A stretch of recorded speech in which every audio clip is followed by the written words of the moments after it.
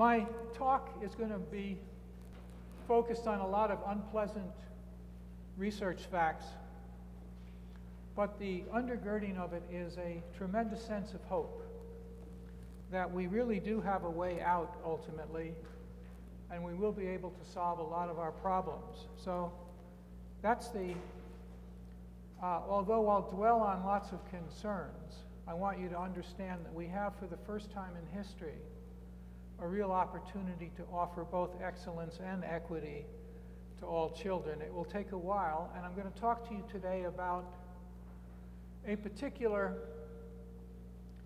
experiment called UPSTART. And UPSTART is a program that we have funded by the state legislature to test the concept of placing a powerful amount of software in a family setting when they're 4 years old. If you are poor, you get a free computer and the internet. If you're not, we use your computer and the internet and we install software. And then we connect you via the internet and through telephones with a support center. So the UPSTART model requires a human touch, staying in contact with the family almost weekly. At the end of the first 5 months of the program, 17,000 phone calls had been placed, half initiated by the parents and half initiated by our support staff. The support staff is bilingual, and what we surmised was that if we put our materials in a family setting and just had the mother make sure that the child worked for 15 minutes a day, that's about 1% of the day. We're trying to push it forward to 20 or 25 minutes naturally, but we're asking for 15 for 5 days a week. That's 75 minutes a week. And if you do it for 50 weeks a year, we get quite a few minutes of personal interactive instruction for the child. And what's really happening is we're building the child's brain. So all the research is now pointing that the brain has to be stimulated in certain very significant and concrete and specific patterns. If that stimulation takes place, the brain starts growing. It physically changes. And as it improves its throughput, you can get up to a 3,000-fold improvement as you stimulate that brain. So what we're asking for is a concept of daily stimulation, just an appropriate amount. 1% of the day is, you can't argue that we're locking them to TVs or we're using technology to take away their childhood or things like that. So, and it works. It works so well, it's sort of mind-boggling. And the software, we have an automatic testing unit where we can test and assess the child. Then we have a program that teaches it. Then we have a program that picks up whether or not the child is getting it and puts them on a separate multisensory tutoring program if they are not getting it. Theoretical research shows that 1 child in 5 should get this, and it turns out that 1 child in 5 in our program needs it. They start this multisensory tutoring a few weeks after we pick up and can contact the parent. And we can't get the parent off the phone usually because the parent is so thrilled to have somebody understand that their child learns differently. And we say your child learns differently, and they're just, we just can't sometimes get off the phone because it's like something's popping. The parents knew, even at 4, that something was slightly different. And now that we get to that 3 to 5 years before the school would pick it up and be able to remediate. So we're eradicating a lot of what would look to be serious learning disabilities by picking it up early. Then we also, we have reading, math, and science in the software. And then we do a pre and a post test on a computer adaptive test. And so we have very good data as to the effect. Our greatest concern was usage. Almost all people do not understand that technology requires sustained usage. And usage is something that gets sort of put on the back burner. Every school will report that they are using the materials properly when in actual, if you measure the logs, the usage logs, very frequently they'll do it 2 days a week for half an hour, and that's it. And so you will not get the steady usage that the brain requires. Think of piano playing. Think of practicing basketball or golf or tennis or any of these things. They all require sustained, very explicit, for periods. It doesn't have to go forever, but just if you do that, it turns out it works. So we have found that we do not irritate any school at all because the children aren't even in school yet. They're at preschool level. It's in the family. A third of our children go to preschool. Anyway, but what happens is that the preschools are not really fastening very well on the advanced cognitive research. They're very good on the non-cognitive. So we provide the cognitive support. So we're kind of forming an alliance where we're helping professionalize the family's ability to offer the finest instruction in the world without even having to do anything except to sort of make sure that the child uses the materials. And it's kind of a precursor of what's coming, because all of a sudden we're getting access to world-class instruction in a family setting. It's called the third way, or the third source is the title of the book I wrote on it. So the third source is instruction from not only technology, but a support team, so that you suddenly have this access in the family. So that's the background to this. I won't say much more about it because I'm going to take you through what the research is showing and what's happening. Now, we were formed 35 years ago as an institute. We have offices in Sandy, which is the school, and then there's downtown here, which you'll be seeing. There's Romania, Taiwan, and India. We have a research school in Sandy, close to 1,000 students. It fluctuates depending on the economy. Parents pay tuition, so it's entirely independent, and we can do all the kinds of research that we would like there. First thing I'm going to do is stun you, because I'm going to tell you that Piaget and Dewey weren't wrong, but they're not useful right now. You want to digest that for a minute and throw things at me? The entire educational establishment is grounded on the greatness of Dewey and Piaget. The problem is that our families are disintegrating. The children are coming in. I mean, I don't know if you know how bad it is. If you're a teenager in 1970, 30% of the children in teen years were out of wedlock. Now it's 87% of all teenage children are born out of wedlock. Even the married women under 30 are averaging 50-something% out of wedlock. So we're having a lot of single-family parents.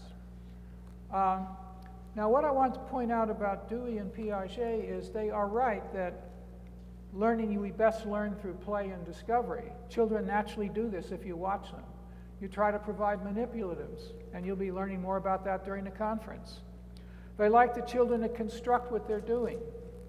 It's child-centered. It's democracy-centered. We believe in equality and democracy. The adults set the stage for learning. You provide the framework for the child and let the child go and play. Whether it's Montessori or you name it, we have this inherent belief that we watch our children learn. We watch these puppies bouncing around, and we know that they learn best as we learn best if we can do it ourselves. The problem is we're out of time. We don't have the time. The kids from these stressed families are not getting the kind of play that they need to learn. We have to accelerate and make it more efficient. That's a real shock, because all of the preschool world is wired for this approach, the Dewey and Piaget. And it just doesn't work, because if the child doesn't know it, as you'll see later, a typical problem in a low SES environment is knowing the difference between the and Did you know that? It's a huge problem. We don't know it, most of us, because as we teach, we're not noticing it. It takes 40 trials to get that straight for a kindergartner. If you're in 4th grade, it takes 400 trials. If you're in high school, it's 1,000 trials. No wonder if they don't get it young, that it comes back to haunt them. So let's move on. The brain research it shows us that we learn only through specific stimulation strategies. I'm going to sort of shock you by saying the only question worth considering in education is, can you tell me the number of minutes in a given day that a child is actually getting the brain stimulated through a learning sequence? Well, it's a lot worse than you might think. If you take a stopwatch and go into an elementary school and stopwatch it, which they have done, only 26% of the day is instructional, roughly a quarter, because you're dealing with puppies. They're bouncing around, they have all kinds of needs, and you're not able to do very specific instruction. If you individualize the instruction, it comes out maximum average about a minute a day. So a minute a day limitation for individualized instruction for these puppies bouncing around. And you can see you have a real problem unless you can specify and show me that they're getting that specific instruction. We know that they're going to have trouble. There's a very great scientist called Stanislas Dehaene. Dehaene is one of the privileged French type who are picked up early. They know they're a genius. They grease the system for them. At the 6th grade, they go on separate tracks. Then there's a silent track when they go into graduate school. They pay for it. They provide the best possible people in the world to teach these people. He was sent to America to study our fMRI research on the brain. He became an expert, brilliant mathematician. He did the initial experiments to show that we are born with a math sense. We are not born with a reading sense. We have to co-opt a part of the brain that was built for something else. But in math, there is a literal wiring sense. It only goes up to about the number 3 or 4. But apparently it was part of a survival requirement. Because you tell, my favorite story about this is we have a home in Vermont, and my daughter was there with me, and one night we heard a smashing in the bedroom screen door, and I went over to look, and my daughter announced it's a bear, and the bear, a paw went tearing through our screen. And I got the chainsaw, and I really got mad, and I revved up the chainsaw, and my daughter screamed at me, "Dad, it's not a bear, it's bears." So we closed the doors and retreated, all right? So I can tell 1 or 2 or 3 or 4 if for survival purposes. That's why we can tell those numbers, see? Then Dehaene shifted, and he took 5 years to study reading research. And what he came out with is a book on the brain and reading, and I commend it to you if you ever can get a copy of it. But what's so astonishing is he says, you know, you just have to understand, the brain takes it one way and one way only. If you don't feed it that way, very explicitly and specifically and carefully sequenced, it will not work. And you can always tell a brain scientist who's worked with real children, because they all come up with the same crazy words: specific, intense, sequence, sustained. All right? Because they see that this is what makes it work. So Dehaene said, after all I've viewed now, there's only one issue. What is the appropriate stimulation strategy that you are using for optimal daily enrichment? Show me that, and I'll show you how your child is doing. I memorized for a mnemonic. I have no memory. I've named my children mnemonically, and it still doesn't help, particularly when they have grandchildren. I can only name part of my grandchildren. I wander around thinking of other things. I'm not a great thinker. It's just that that's the way I'm wired. The mnemonic you want to have is an ode to an ass, all right? Think of an ode to an ass. You start with the ass part, ass backwards, and it's appropriate stimulation strategy, and ODE is for optimal daily enrichment, all right? That's the only question to ask. Okay, I'm looking at your school. Show me where. And if you see a really well-run school, they are so focused and very intense, and they're working on and they're forcing the students to respond, that kind of thing. Now, what's stopping us from having successful education is this non-marital birth, it's the abortions, it's the single parent. There are some populations where 82% of that race is teaching their children or raising their children with either a single mother or a single grandmother. Okay? 18% have a family stable situation. Now I'm telling you that does not bode well for learning. So next, the curriculum expertise, the cognitive skills in the low SES category is very limited. And I'm going to discuss the 6 things that show up. Let's start with money first, all right? If you have an advanced degree, these are rough statistics. People fight over them, but I've generalized from the general domain of the statistics. If you have an advanced degree, 2 things will happen. Although all of us know somebody who went to Harvard and is a superb jackass. But the point is that in general, you will make about $93,000 mean salary by the end, all right? If you are a graduate of a 4-year college, it'll be about $75,000. High school is about $45,000, and your dropout gets about $28,000. But it's a self-reproducing system. It's obscene. It's under attack right now. It's causing all the stress in the cultural warfare that we're walking into. Because a half of the children of those people with the advanced degree are going to go on and get a 4-year degree. So it becomes self-replicating. In a college degree, 1/4 of the children. High school degree, 1 in 10 will get into the gravy train. And at the bottom, only 1 in 17 children from high school dropouts will do well. Actually, the real definition of how to make the most money is to go to Harvard for 2 years and then drop out. Although Steve Jobs did it from Reed, but you know, you can't.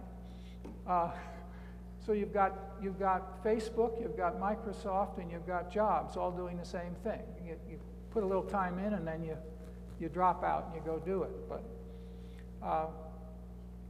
now, we do need to get at our preschool children. I'm going to show you a graph here. This is a very famous graph.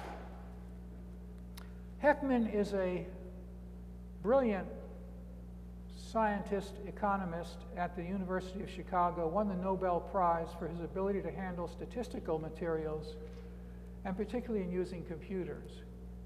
And he came out one day and looked at education, and he said, okay, here's your return on investment curve. And if you look at the upper left, you'll see green means go, okay? Preschool programs, if you invest at this level, you get your greatest return. Your schooling, see the red line going across with opportunity cost of funds? By the time the child starts school, it's almost a break even, and when we really pour it in later. So even though the Gates Foundation have people using this graph for a preschool program, Gates himself has given billion to the far right, to high schools, and that has failed, so now he's going to colleges. And people just don't understand the importance of getting them when they're young in terms of your return on investment. So let's take a look at that previous slide. They need to use their preschool years to help stay in the game. They are arriving in kindergarten and 1st grade too far behind in their cognitive reading and math skills. Baltimore measured its and found that half their incoming 1st grade was already 26.5% points behind in the Stanford Achievement Test at 1st grade level. A few years later, it's 72% behind. And so if you don't start them well, it is literally like a Greek tragedy with the chorus singing in the background saying, it's coming, it's coming, it's coming. And they can last a few years till the 4th grade. And it all comes off at the 4th grade, and they just go down like this. And there's no stopping it. And that's what we're going to talk about. That's one of those hidden constraints that family needs support to use the free home time wisely and well. The family members usually lack the time, energy, and expertise to teach their young children. On the other hand, we have parents that we're working with in UPSTART, and we track what they're doing sometimes, and it's extraordinary, because if they really know how important it is, they work with their children endlessly, or hire experts, or provide materials, or do anything to get the children started properly. Because the cumulative knowledge is going to be extremely important. Now, we have what is called a mature delivery system. And that's a very key insight. Whenever you hear the word delivery system, I think you ought to just say, oh, that's very important. We divide ourselves as people, and we work for delivery systems. We choose a delivery system to deliver goods and services to other people. That's how you make money. So what you do is you join something. And delivery systems shift when a new technology shows up and helps you. And it isn't, you know, technology is man's best friend. It always trumps any alternative. We tend to think of it as being inhumane. It actually sponsors humanity. Do you know the Malthusian concept? 1798, Malthus published a book saying, frankly, it's never going to get any better, because every time it gets better, we have a lot of babies, because there's peace in the land. And the babies grow geometrically. And agriculture, we can only grow arithmetically, all right? And so they're going to starve to death. So that in the history of the world, every time a population grew and was sustained for a while, they had too many kids. Then everybody died from starvation. They've measured the caloric intake of the 1700s and 1800s, and it brings tears to your eyes. Like a Shakespeare play, everybody's dying off stage. So we read the play, and we don't know that everybody's died. Average lifespan at time in those 17 and 1800s was sometimes 25 years. And people would die from what we would call the flu. And there would be genuine epidemics taking them out too. But the amount of deaths, I mean, our caloric intake was at such a low level that a bad cold could finish you. And that's how most of the population lived. What changed it? The steam engine. They harnessed technology successfully. And James Watt, from 1755 or 65 to 85, worked for 20 years perfecting a version of the steam engine and got it really humming. And he found a good businessman, and they had some patents, and they took off. And pretty soon, for the first time in history, we had more energy being generated, and it could help in every area. Transportation, communication. We were able to move our goods around. Adam Smith at the same time is writing, you've got to have mass markets. You have to have high volume. You have to specialize.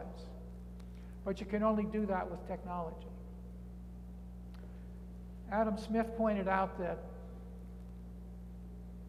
one man could make one hat pin a day if he had to beat the materials and make it himself. If you got 10 people working on it, they could sub-break the task into 17 different subtasks and produce 45,000 pins a day. That's real productivity. But then, of course, you have to have an ability to get this around the world, so you have to have trade. And so we open up our markets and we get trade going, and that produces prosperity for all kinds of people because they can specialize and build a high volumes. All right, now, a sign of a mature delivery system is if you put more money into it, nothing happens. That's always your best measure. Okay? We have got there in education. I put one of my favorite statistics. This is from the former Secretary of Education, William Bennett.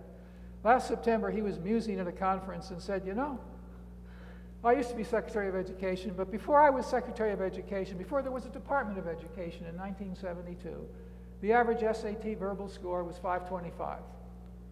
He said, now we've really invested heavily. This year is $70 billion budget for, and SAT verbal has dropped to 497, all right? There is no correlation anymore between expense and output. That means that you're manually working at your level, and there'll be good workers and bad workers. And you can always show somebody at the top of the sine curve. There's always somebody at the bottom of the sine curve, and the sine curve averages this much work. So our work output in the educational delivery system is just holding constant, except that our expenses keep rising. And at some point, they'll run out of money to do that. We're beginning to see the public school districts are starting to come apart because we just can't quite afford that much more money. We keep hiring more people to try to make it better because it isn't working, but it doesn't. Okay. Now, here's if you want to memorize a diagram, Kurzweil is one of those great geniuses in technology who has built companies in technology, and then his hobby is studying technology. And he has figured out and made predictions that are extraordinarily accurate in many cases. And what he said is, ladies and gentlemen, the key point is this thing about doubling. If you double, you start, it looks pretty similar to the line that goes across there at the bottom. But in the end, it's going to just take off, and the doubling just gets more and more faster and faster. We're somewhere around the arrow there. We're starting up now. And so Kurzweil's linear versus exponential growth, that same thing is what we were talking about with Malthus, with the Malthusian trap. If you just have too many kids, this is what happens. You're growing at that rate with children, and you're growing that rate agriculturally. Now, the fundamental breakthrough for me in my life came the day I recognized that we work in delivery systems, and that delivery systems can be improved when you can introduce technology. And remember that lower left there, you'll see under the energy pop phenomenon, you'll see a squiggle there. I could probably try to find it, but at this angle, I'm not sure my pointer will be. Let's see if right there. Well, no, it doesn't. Sorry. Anyway, you'll see it's up and down. That's good and bad users. Okay, but somebody invents, they stop throwing rocks and they introduce spears and arrows. And so now that you've got to train everybody in spears and arrows. And if you have that, you can defeat anybody else who doesn't. Then it pops up again when they gunpowder and rifle. And then you have atomic bomb and so on and so forth. So what happens is every time there's a fundamental breakthrough in a technology that can exponentiate the amount of work you can do, you have a delivery system shift. One of my favorites is the Pony Express. Pony Express was a heavy user of technology. They had worked for centuries honing the bit, the harness, the stirrup, the reins, the saddle, how to weigh, horseshoes, variations of horseshoes. And they finally did the perfect, absolutely most brilliantly executed and efficient way to ride horses to get messages, all right? And they could get 10 miles an hour average. It just stunned everybody. You could go for 10 miles an hour infinitely. But you had to have patches of horses, and you'd ride till exchange it, and then the guy would go again. At the end of some point, he would drop off, and then a new guy would jump on the new horse, and they'd keep going. Okay. 1862 in the fall in Salt Lake, it all died. The business died in 2 days because they found a better technology, the telegraph. The telegraph harnessed the speed of light, which is about, I keep forgetting it exactly, but it's about something like 40 billion times faster than the horse. So I can get the message to you, and I don't have to have a guy who weighs 125 pounds or less. I can have a big slob. All he needs is his fingers and his wrist, and it's sending this out at the speed of light. So that's one of the most dramatic moments in history, when we had a transfer of a delivery system that took away from the poor horse. Not that we hadn't used technology in training for the horse. We have a mature delivery system in the education establishment. Now let's look at what happens when we can change things by using the speed of light and transistors. These are the two critical elements in all of history. Let's see if I can. No, I'll have to stick with. The first computer was in 1946. It weighed 30 tons.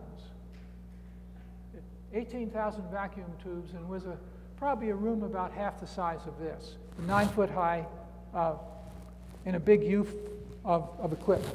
When I turned it on, all the lights in West Philadelphia dimmed. Then it came back up. They invented the word bugs there because moths would fly back where the tubes were and short circuit them and fry themselves but kill the tube. So those were bugs. 25 years later, almost to the month or so, Intel invented the first microcomputer. It had not 18,000 vacuum tubes, but 2,300 little tiny transistors. It fits on the size of your fingernail. 1/8 of an inch by 1/6 of an inch, identical power, all right? Now, what's exciting about that is, with 2,300 transistors, we could build a pretty powerful computer. But the thing that is so powerful is that the number of transistors you can put on your fingernail are doubling every 2 years for free. You still have to pay something for the chip, but you're getting twice as much every 2 years. That is one of the most extraordinary findings in the history of man, because all of a sudden, this year, 2012, we get an extra 2 billion transistors free, working with the 2 billion we already have. And in 2014, that will go to 8 billion, and then 16 billion. A transistor is a micro worker. It does work on current, and it does work on the speed of light. So if I can get 20, like this year I'm getting another 2 billion transistors to play with, I can use that energy to do something in software for the child. Someday when a child logs in and tries to learn the letter A, there'll be a database with a few billion children that has memorized every possible way a child will try to learn the letter A. If the child responds a certain way, it will go to it at the speed of light. It will recognize that this is the error in the child's thinking and offer a quick alternative and show the child. It will also measure the learning decay rate of the child and figure out when to refresh it later. All right? So you're going to have extraordinary potential coming because we have unlimited energy. And this is the most incredible era in history. Think of music. Across the street from the Spence School, which I ran in New York City for a number of years, a K-12 school, was the Convent of the Sacred Heart, a Catholic school. They invited me in, and I walked in a big room, and it was a big horn-shaped opening. It looked like the end of a horn of plenty that disappeared in the wall. And I said, "What's that?" Oh, they said, "Well, this was the dining room for one of the children." I think it was one of the children, the Astors. They gave them this for their wedding. They liked music. So there's an orchestra room down the other side of the building, and the orchestra plays at dinner time, and the music comes in so the guests can hear music while they're eating, all right? Now look at how hard it was to produce music, all right? It was so hard that in my field in literature, I have a PhD in literature, I had to learn about how in England they had to tamp down in churches because everybody loved the music so much that they have a processional. And they began to dance during the processional and sing, and it would extend, and they were taking it over. So they had to clamp down and remind, because people love music. No one else had an organ at home. No one had anything but much except his or her voice for singing. But now, you can take your little thing out of your pocket, you can go click, click, click, and you can get any song you want from anywhere in the world at any time, any moment, and with the highest imaginable quality. I can put it in the speakers that are as big as this thing here, and you just say, "Oh," you can be able to tell the difference between a real orchestra and yourself. I get that for nothing, because the speed of light is shooting. Coming through this room at the speed of light now is hundreds of thousands of channels of energy in photons and electrons, and it's just extraordinary. If I have the right detector, I can pick up anything. I can also pick up great instruction, and I'm going to be able to offer a child infinitely powerful instruction. On this slide here, in slide 15, we're going to actually commoditize excellent instruction. And I want you to understand that there are limits to what the person can do for manual excellence, and a lot of times it's bad. Nancy, would you just stand up, please? This is my wife, Nancy. She formed the Waterford School. She built this research school for the Institute. Reluctantly, I asserted my authority and insisted she try. It now has, I think, about the highest scores in the state, and it's doing very well. We did a lot of research there. But it requires, when we started, we mortgaged our house, we did everything. It's publicly, I mean, it's a board of trustees. We don't own it, but we had to get the money to get it started. And for us, it was just a matter of survival. I was shocked later to hear that we're part of those elite bastards that are taking care of their rich kids. You know, elite rich, elite rich. I'm still struggling trying to figure out how to make this thing work and to learn from it. This always happens. As soon as you're successful manually and you make some money, there's not enough, so you get to know who the good doctors are or where to live that it's safe or things like this. And you get this elite business coming, you see? We need elitism without all the baggage. There's nothing, you know, I can hear the finest Beethoven in the world now, and it's not, I don't have to be elite to do it. Everybody watching a TV show is seeing the same show. There's not a poor version for the poor in black and white and garbled. Everybody can see it. You get the speed of light on your side, and you can replicate anything brilliantly. So what happens is we're going to break down this elite business by making it available to everybody. You do that by providing enough extra work. Notice the limits of a school. I'm going to say it differently. Most people say, well, they only have 3 months off. Actually, they're open about 6 hours a day, less than half the days in the year, all right? So anything I can get into the home is going to double automatically access instantly. And it's going to take care of that minute-a-day limitation, so I'm going to provide 15 to 30 minutes of individual interactive instruction.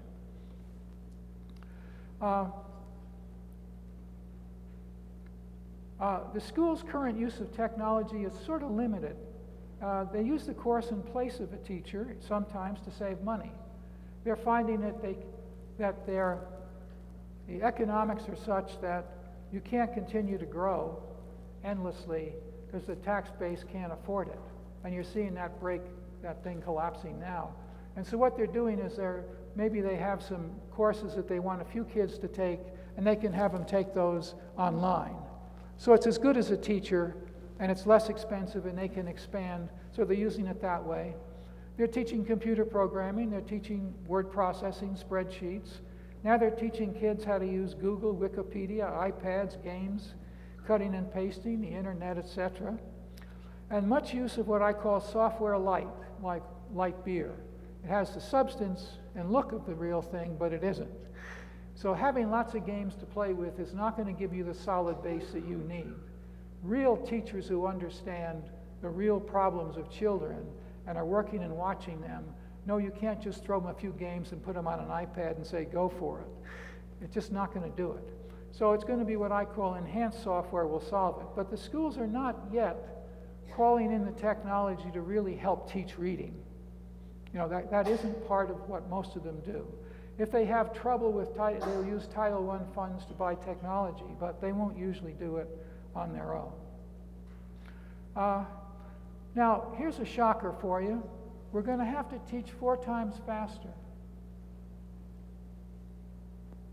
The problem is that if I have a 45-degree angle that all children are growing at, the poorer children, low SES, are growing exactly half as fast. If I have them learn twice as fast, I can halt their erosion, but I can't get them to catch up. So I've got to go 4 times faster to get them to stop it and then bring it up. For years I struggled with that, and all it did was drive me to go younger and younger. But then I found that there is a possibility of doing it with direct instruction. There are people who can teach 4 times faster. We're going to be paying a lot more attention in the future to the efficiency of our instruction. We say he's a good teacher or he's a bad teacher, but we haven't always understood why. If you say it right, the child will get it. There are groups who have been working for over 50 years now studying exactly how to say it right. And they do pre and post tests and full scholarly analysis, and they're codifying how to say everything. The problem is the teacher doesn't want to hear this. You're just making me into somebody who memorizes a script and gives a script then. I want to teach. I want to teach to the whole child. Well, the software is going to be the solution because the software can do it. And so we'll be teaching 4 and 5 times faster and even more. There are generations of ghetto children whom I had not quite recognized until I talked to an expert in direct instruction who had tested them carefully. These were adults doing very well, but almost to a person, they knew no math beyond the most simple addition problems. They simply hadn't got it. There was nobody who could talk to them and teach them math when they were young. It just was not part of the instruction. Now here are your 6 silent killers, and I'm going to take you through this and then we're done. Hart and Risley were 2 people in Kansas City who for 30 years struggled to find out why nothing they did improved vocabulary instruction. They didn't quit. They started in '65 with Johnson's Great Society, and they got money every year. They did another experiment, and it failed. This was happening all over the country because it's manual. The problem is not necessarily that the work is badly taught, but that there's too much work. And the children are not, from low SES environments, are not ready to be able to learn that rapidly as they try to master their basic skills. Anyway, Hart and Risley, after 20 years of failing, got so angry, they took tape recorders and they went into the family and sat for an hour a day and taped everything for 6 years. And then they tracked the kids. They went in as early as, say, a few weeks old, and they began to tape and tape and tape. And they found out that by age 3, they were very discouraged because they all loved their kids. They said they said welfare. This middle here is blue collar, and that's professional class. Everyone loves his or her children identically, they found. They said, we don't seem to be happy. Then they ran the numbers, and they were flabbergasted. The welfare group was spoken to 12 million times by age 3, 12 million words. This group, 22 million words. This group, 45 million words, all right? 32 million words less spoken to this group by age 3, not grade 3, age 3. Their brains are being trained differently. They also found that this group, most of the speech was prohibitory. Pick up your P's, don't do that, this kind of thing, what I would call family business. The wealthy ones said the same thing, but then they kept talking and talking and talking. So it came out to be 6-to-1 positive, 1 part prohibitory, 2-to-1 prohibitory, 1 little part positive. So they were beaten down, they weren't encouraged. This group is babbling, gossiping, yakking all day. And so this is the group, when they come into school, this group is 8,000 words by 4th grade. This group is 6,000 words, and this group only knows 4,000 words. Now, so vocabulary is the most important thing initially, so let's take a look at that, okay? I've given you the statistics there. Meanwhile, Jean Chall at Harvard, brilliant woman. She died in 1999, just before the new year. She was hired in the 60s by a foundation to go find out about reading, try to make sense of it.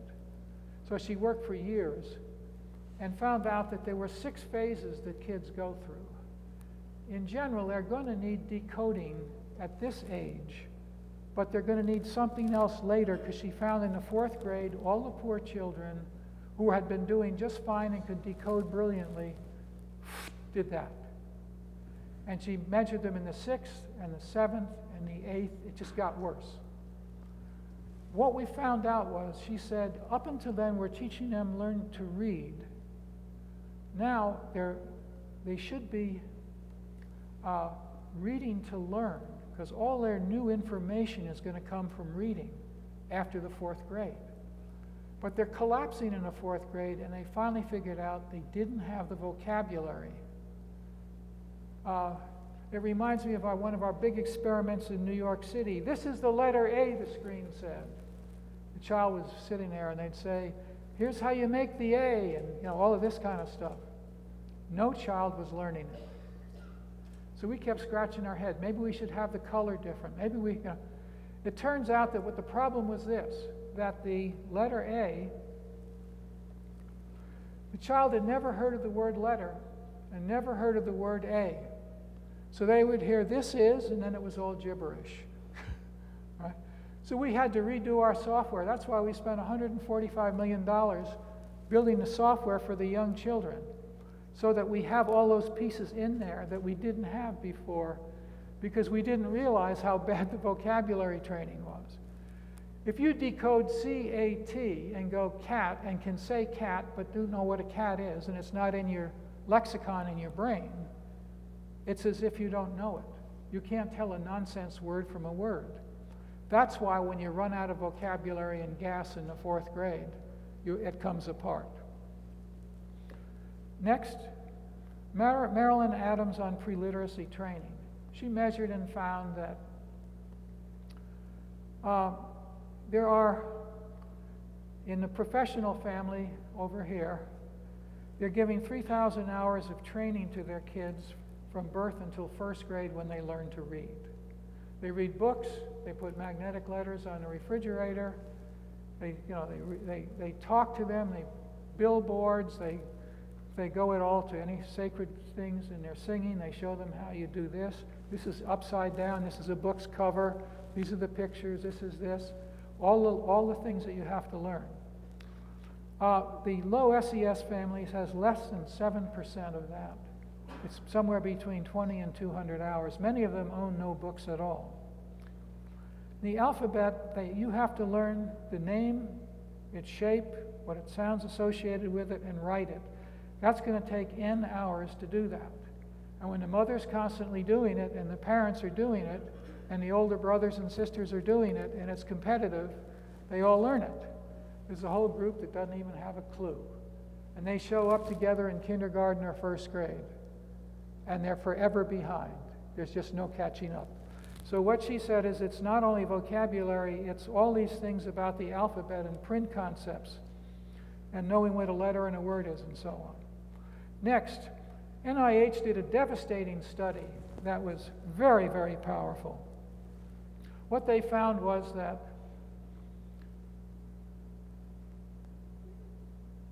first of all, 1 child in 5 is going to need tutoring, like it or not. So they did it. Then Reed Lyon, who ran one of their divisions, and millions of dollars worth, found that children who are having difficulty starting off are suffused with a sense of shame that permeates their life. It produces all kinds of psychological problems. They can't talk about it. They don't know what to say about it. They can't express it. All they know is that they're stupid. And they try to fight this by memorizing whole words and associating it with pictures, but at some point it begins to collapse on them. So they go into what they call print flight. They'll do anything to avoid exposing their ignorance. They'll tear the class apart, they'll hide, they'll do anything.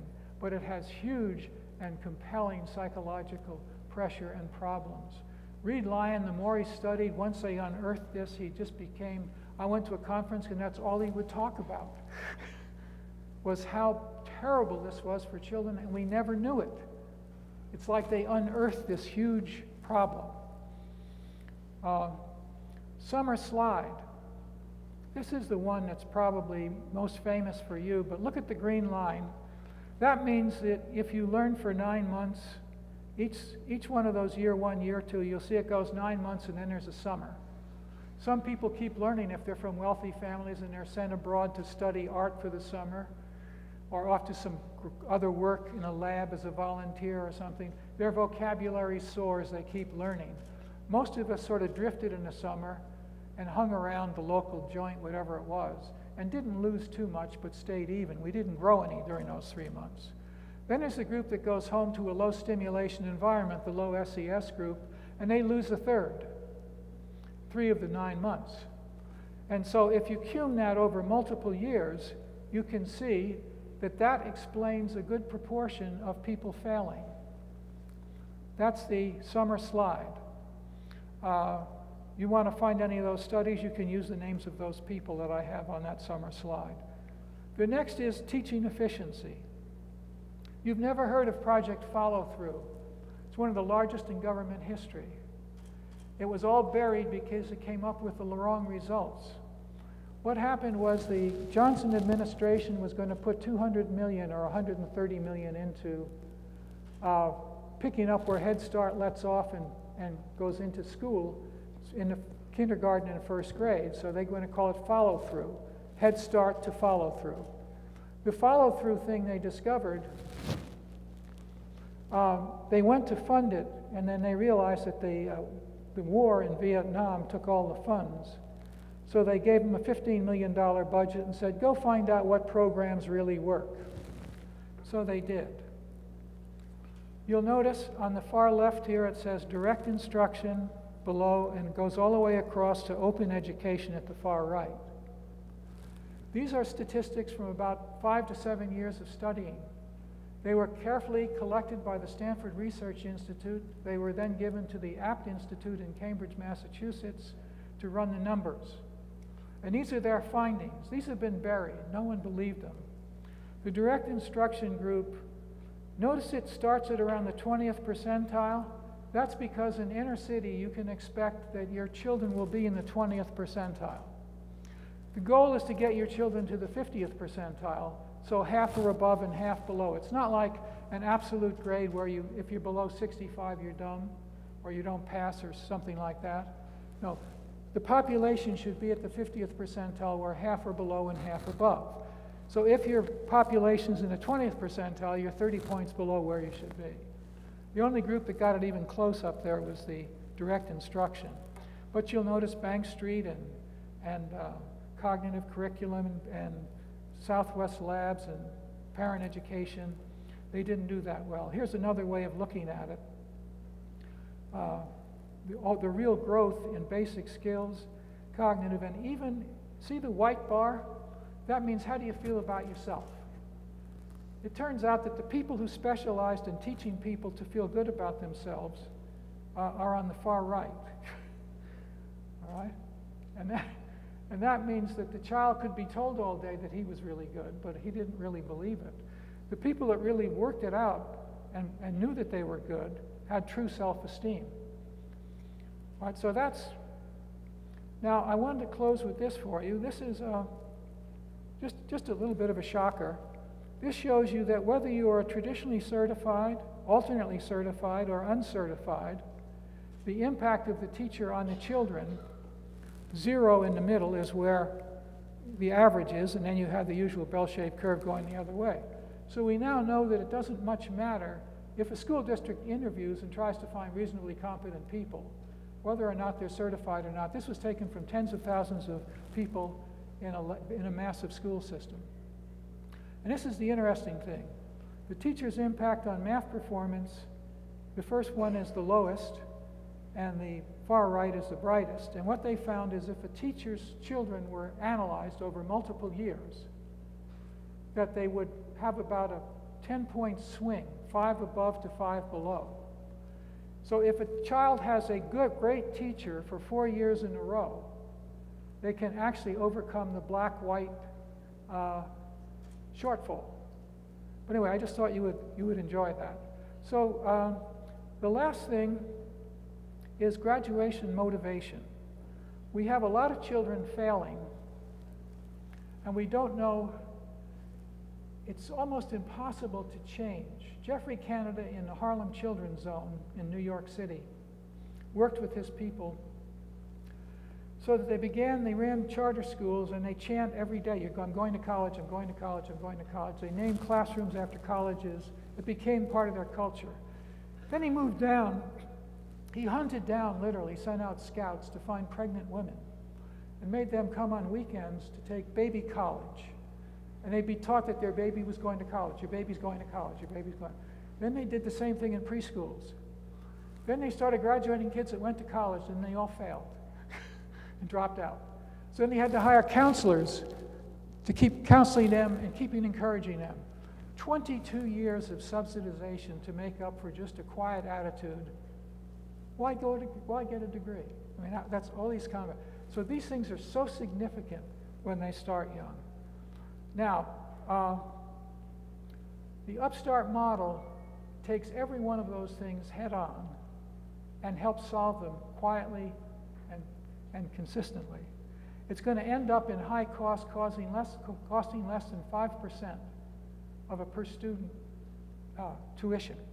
So you're going to see a new kind of partnership where this will start in, and let's end it there. Any questions?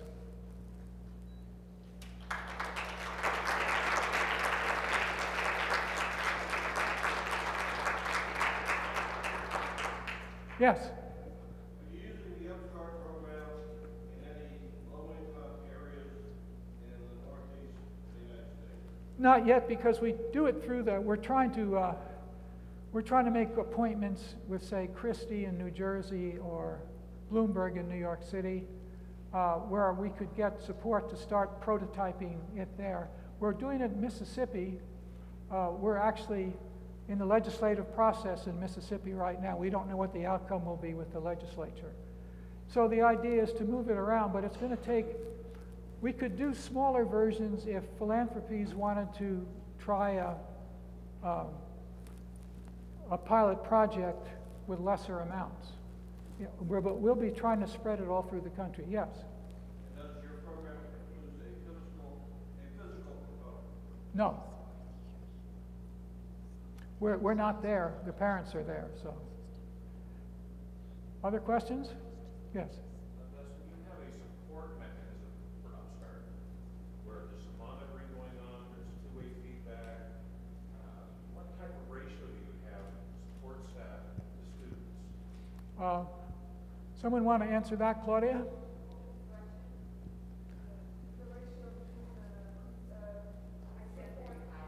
I think it's about 100 to 1, but I'm not sure. Yeah, the ratio between the user support and the participants. About 100 to 1. And then understand that we also support the program in Spanish. That's important for you to know. Not the children get the instruction in English, but the parents get the support in Spanish. Okay. Thank you very much.